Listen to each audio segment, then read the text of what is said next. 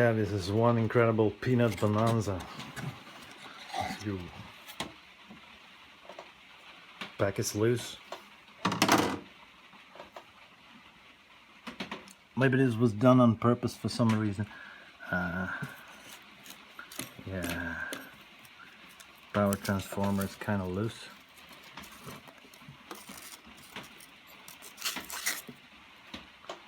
Okay, let's deep peanut it. Okay, I'm not gonna try this again because I turned on the amp twice and things started burning. Yeah.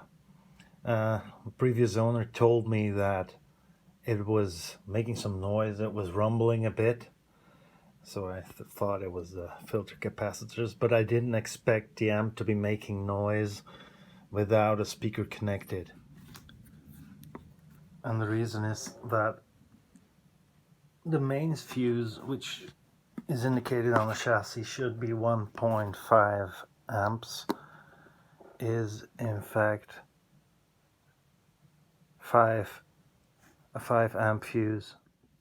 It clearly says mains fuse 1.5 amps and high tension fuse 500 milliamps. Let's have a look at the other one. It's very hard to see, but 3 amp fuse, I think. I changed the fuses, both of them, to the correct values to make sure. Took out the tubes. Let's see if it fires up. Let's see if it still rumbles without speaker. Let's see if it smokes or anything. No.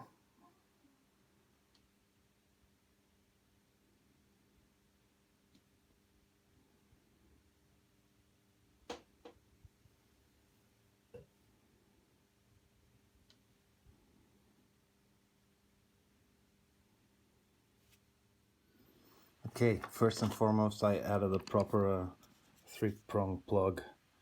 It has a 3-prong cord, as you can see, which is grounded in the way it should be to the chassis like this, but there was no connection on the plug, so that was kind of dangerous. And as soon as I installed a proper plug, most of the voltages returned to the amp, probably because it didn't have a reference to ground. Then there is the rectifier, solid state rectifier. Here, these two leads, this is the high voltage coming off the transformer, going to the plates of the original rectifier tube, GZ34, which has been removed, and then to the inner pins of this rectifier diode. Then the B plus comes off this pin, the plus pin, but then there's this negative pin in the rectifier, which is a full wave rectifier, and if you use a full wave rectifier, this lead, the negative one, should be grounded. It's not. The reason you cannot have a full wave rectifier like this and not have this leg grounded is because this power transformer has a center tap, and this center tap is grounded through the fuse here. This is the fuse that keeps on popping.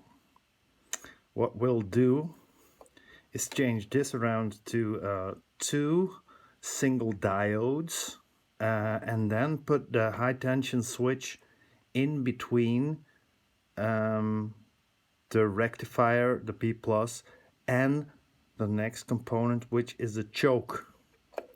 Here are the 2 leads going into the choke. So we won't have the fuse in the path to ground, which is always a better solution. We will also have to be replacing this filter cap, which is exploded inside. February 1980.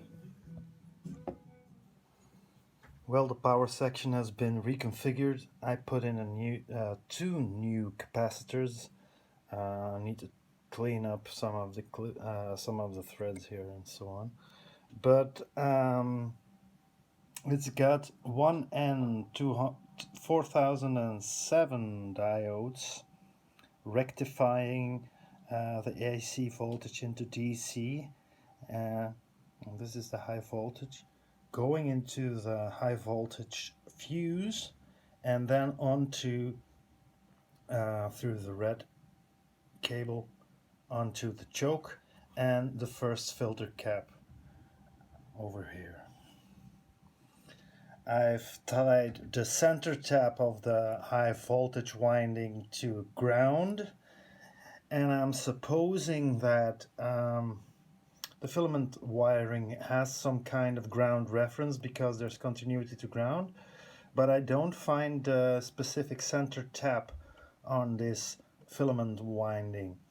I'm kind of eager to turn it on now. I'll have to replace the old fuse which blew. There's no tubes in the sockets, and I'm very curious to see what happens. The only point of reference will be, does the fuse hold or not? If the fuse holds, we can check voltages and check for filament voltage, and then maybe put in some tubes. Here is the bias cap from the cathode bias cap. No, I'm sorry. This is the capacitor for the bias supply. The AC, yeah, part of the AC from the high voltage tap comes in here, goes to this point here, orange wire. There's a resistor and then a diode to rectify it to negative DC voltage, and this is the bias supply that goes with it. I may have to change it. It's 50 microfarads at 100 volts, but that should only be like 33 volts. So we'll see. Okay, let's switch it on.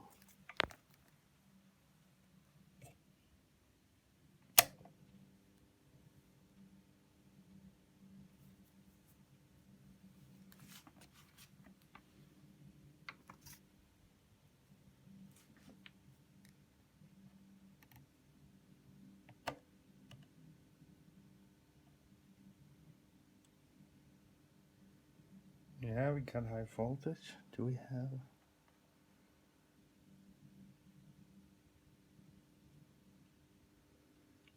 .6 filament.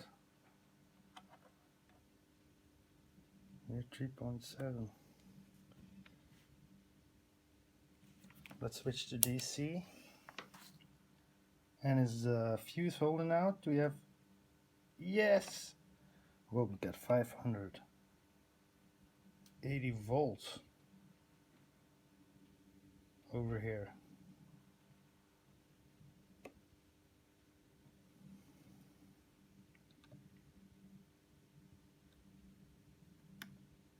I don't know, it's 570.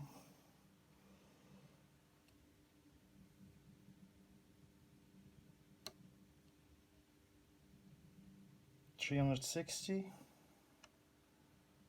480. This is all without tubes in place. So this is looking good, and the fuse is holding.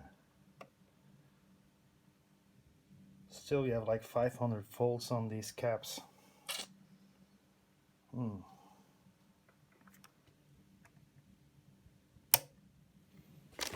I just unpacked a new set of EL34 tubes made by JJ. Now, listen to this.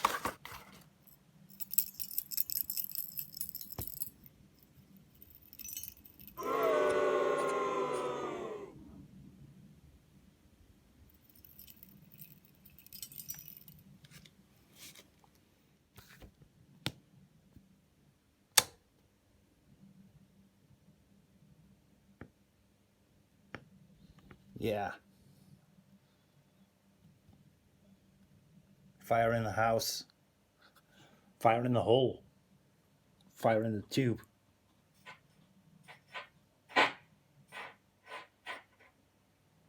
We got scratchiness.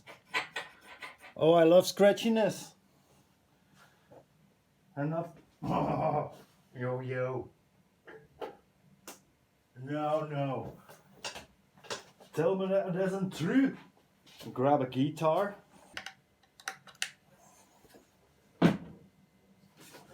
Something's crackling. Nothing's blowing up yet.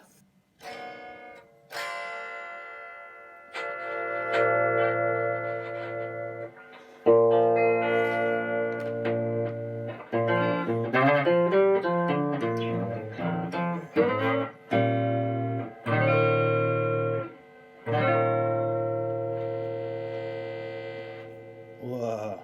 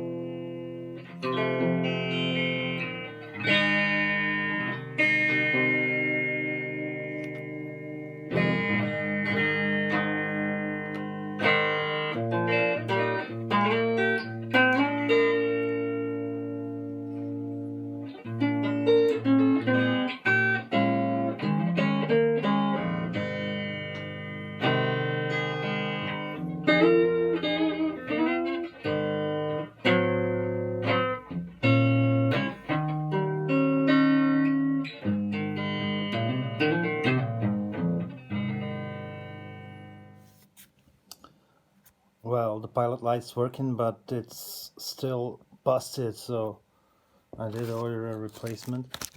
Like it looks like exactly the same thing, and I think I'm gonna put that in. Also, the power switch is kind of dodgy, sort of swings sideways, even though it's installed like this. So that's when the new one comes into play.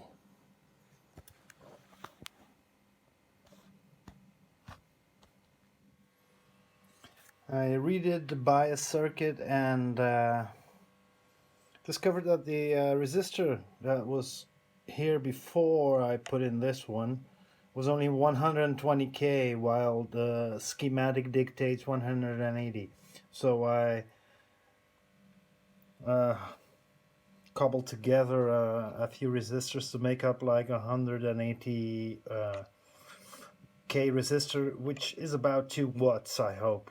And then I replaced the capacitor in the bias supply, and this now gives me minus 33 volts, much better than the minus 55. The schematic says 30 volts, minus 30 volts, so this should be okay.